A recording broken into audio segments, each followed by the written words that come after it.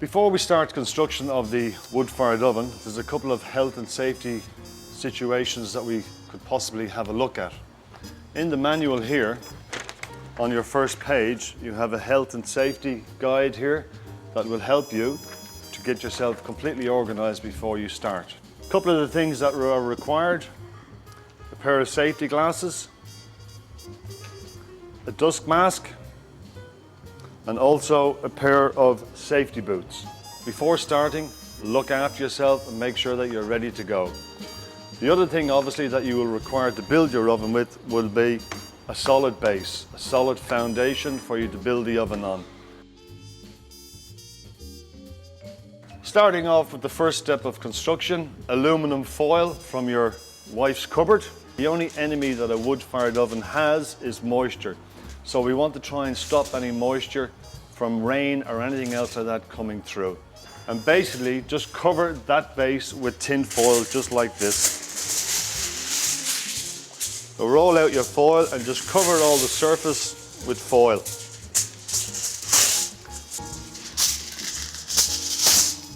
And what we will then do after doing that, we will lay the floor blanket on the foil. On laying out your aluminum foil, it is also a very good idea, possibly, to have a front section, front of the oven, so that you can use this particular area here as a serving area. The next stage that we go through to is laying of the floor blanket. The insulation blanket that runs below the floor is already pre-marked on the plastic. The other section that we have here is the front floor piece.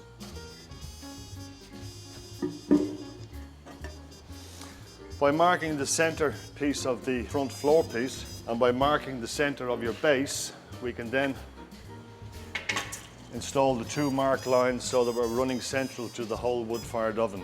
Once you've installed your front floor piece with your marking central to the actual slab itself and to the front floor piece, then you know you're central, and that's your starting point for your center floor tile. And then just lay your floor blanket out behind your floor and just leave it like that, and that's your starting point for your front floor. For the next piece, you require your front floor tiles. So the floor tiles are already pre-cut and you now know your center line, so we go with the floor pieces first before we go any further. Now for step 4, what we will do is first we lay out the floor tiles on the ground. Starting at floor tile number 1, marked on the top left-hand corner, tile number 1, tile 2, 3, 4, 5, and 6. What we will then do is, with the front stainless steel sheet, we will peel back the front piece of plastic just a little bit, and that just quite simply sits across the front floor piece like so. And then we start off with floor tile number 1. So we just pop that up. And floor tile number 1. Okay. As you have already pre-marked your stainless steel floor for the center line, your first 2 floor tiles, just pop them in like that, just give them a little tap down. The actual thermal blanket that these stones are sitting on, once the oven has been fired, the stones themselves will self-level and flatten out beautifully. I'm working from left to right. Number 2 tile goes in on the line. Number 3 floor tile sits at the back. Next tile is number 4. And just move number 4 just slightly up so that we're ready to go for number 5.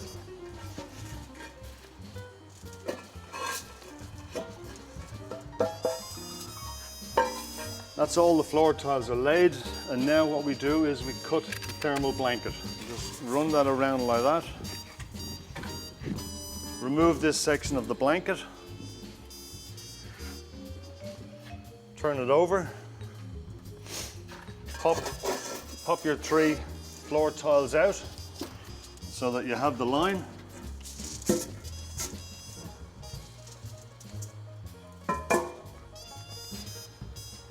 Put your floor blanket in like so. Pop number 6 back in.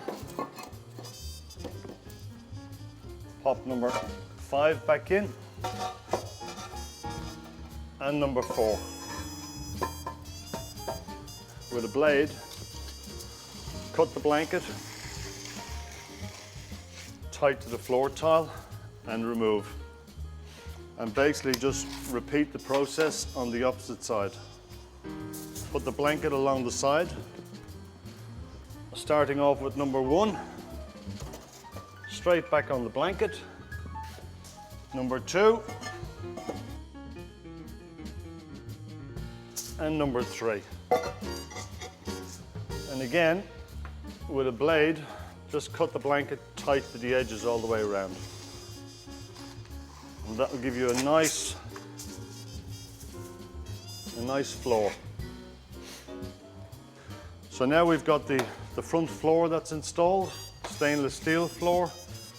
The floor tiles are in and the thermal blanket has been fully installed below the floor. On installing the front chamber, obviously very, very heavy, so please be aware that if you have 2 good, strong people, way to go. I definitely would not lift this up on your own, because you won't. It's got a lot of weight in it. So all the help you can get on board for your front chamber. On your front stainless steel floor, before installing the front chamber, just peel back some of the plastic so that the chamber sits on the stainless steel itself. So we're still working on putting the chambers together. Basically, this unit here will interlock into this section here. What I would recommend for this particular section is that you put a small piece of wood underneath the chambers so your fingers don't get caught.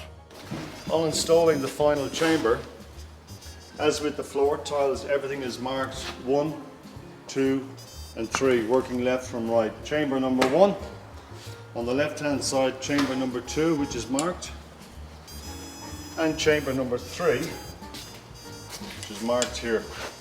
What we recommend is a little piece of wood underneath the chamber on finally installing it, just to keep your fingers out so that you can maneuver into position. Again, with the help of Pete, we're just going to slot this in and it'll interlock between the rest. So we're just going to pop it into position. Just move it into position like so, and then just a couple of pushes. That's it, and you'll hear it lock in. And what we then have is we have a jointing compound that we're going to seal up all the external joints and all the different chambers. Okay, the next step that we go through after we have the 3 chambers installed is to seal off all the external joints all the way around the oven. We're also going to install the flue adapter, which we'll get to. First things first, we need to do is with the mixture that is supplied in the kit, it's a powder form, and what we do is we mix it up with just pure water and we turn it into a paste similar to, say, toothpaste. So the first thing we do, a bit of water and a bit of wet sponge, and we just dampen down all the external joints. Just put a bit of water all around all the external joints so that when you apply the mixture, that the chambers being so dry doesn't dry out too quickly. So to apply the mixture, just like so, just pop it on and just run it in, just like so, so that all those external joints are all sealed off. If you want to make it all really smooth, just with a wet sponge, let's give it a little bit of a wet sponge over again, just to keep the moisture right, and then just run it around like so.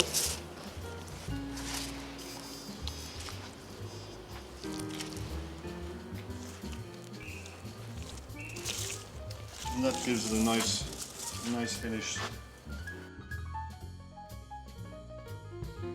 When it comes to the flue adapter, again, just with a wet sponge, run it across the square box on the front.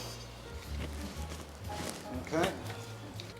This is the flue adapter that the flue system will eventually sit into. Using the spatula and our mortar mix, going to put like a line of this sparklight all the way around, like so. So just roughly like that, nothing too flash. And then quite simply just pop your fluid adapter down in the center on it and just press down. So if you line those two up roughly with your bed of mortar ran all the way around, just run it all in like that so that it seals it off and locks it into place. So you've got a nice joint all the way around there.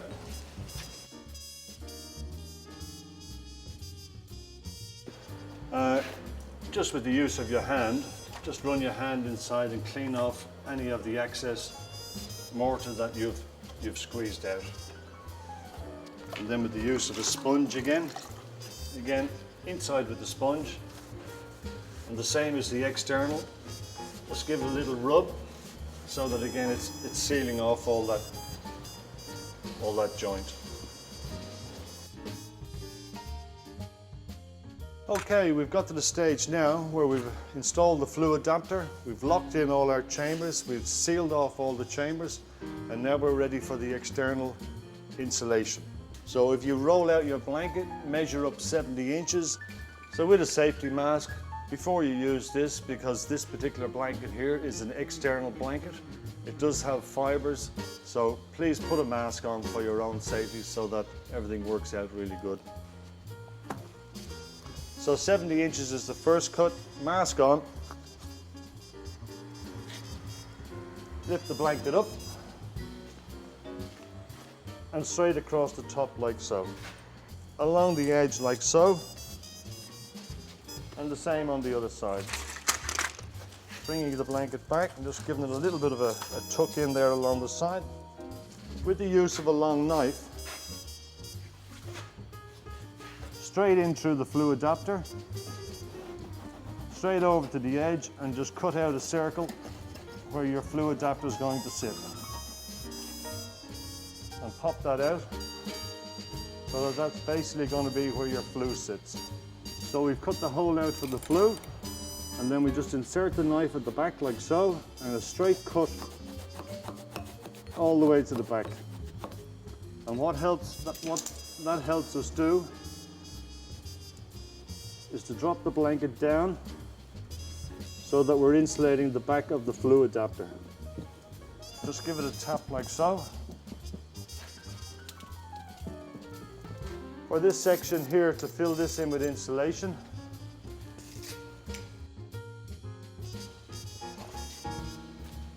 and then with the use of a sharp knife, just basically cut out a half moon like so.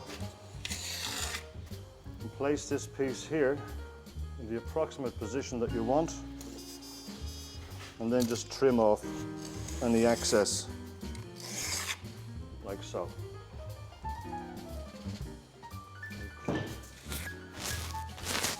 Just one piece on the back that goes all the way around. If it's not already pre-cut to fit, just trim. And in order to get that blanket to fit beautifully, at about a 45-degree angle to the actual chamber, just take a slice in the blanket going down, like so. Peel that section back and just press that piece in lightly, like so. You'll have a little bit of an off-cut there. You just trim that back. Pull that blanket so that you're butting all the edges up. Basically holding this and just folding that over like that, so you're getting an overlap. And using the sharp blade,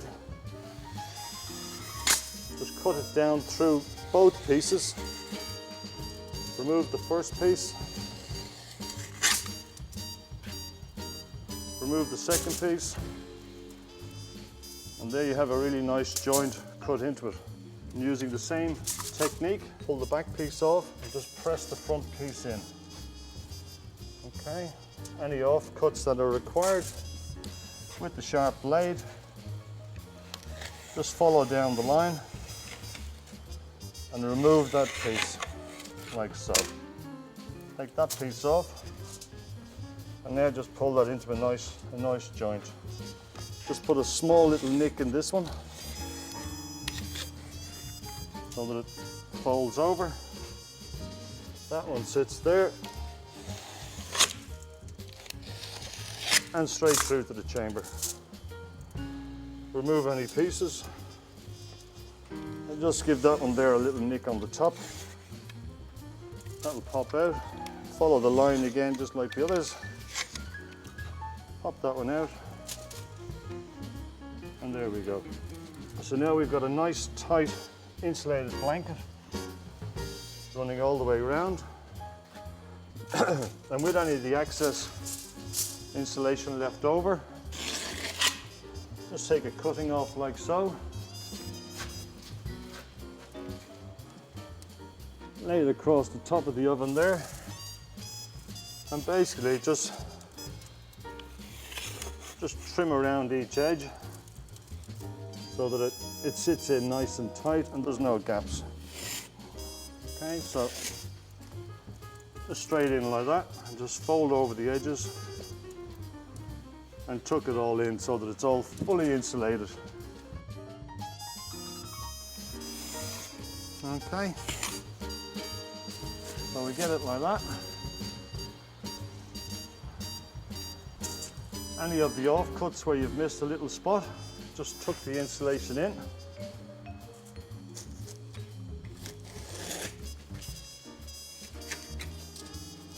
Any of the little edges, just tuck them in. Once you've then got it to that stage, just trim another piece off, reasonably small. Hold it up like so, and just separate a little piece like that, and just peel it off. And for all your joints, just run that blanket over all your joints like that. And just peel it back like so. If it's too thick, just peel off an extra piece, nice and slowly.